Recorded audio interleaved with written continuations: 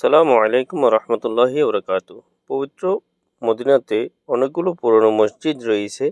এই মসজিদগুলো রাসূলুল্লাহ সাল্লাল্লাহু আলাইহি ওয়াসাল্লামের স্মৃতি বিজড়িত স্থান।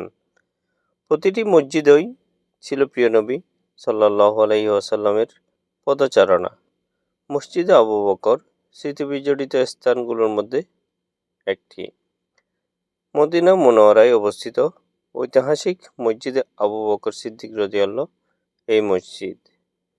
এটি মদিনার মসজিদে নববীর অদূরে আল মাসলা বা আল মানাখা এলাকায় মসজিদে গামামার উত্তরে অবস্থিত, যেখানে রাসূল সাল্লাল্লাহু আলাইহি ওয়াসাল্লাম ঈদের নামাজ আদায় করেছেন।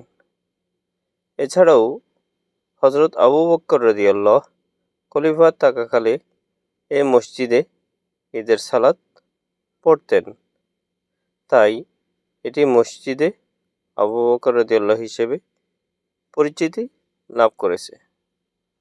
এই যে দেখেন কি সুন্দর নকশা করা ডিজাইন, একটু সামনের দিকে গিয়ে আপনাদেরকে দেখাচ্ছি। এরকম আরও ভালো ভালো ভিডিও পেতে আমার চ্যানেলটি সাবস্ক্রাইব করবেন, লাইক কমেন্ট করে শেয়ার করে দেবেন। ভালো থাকবেন, আল্লাহ হাফেজ।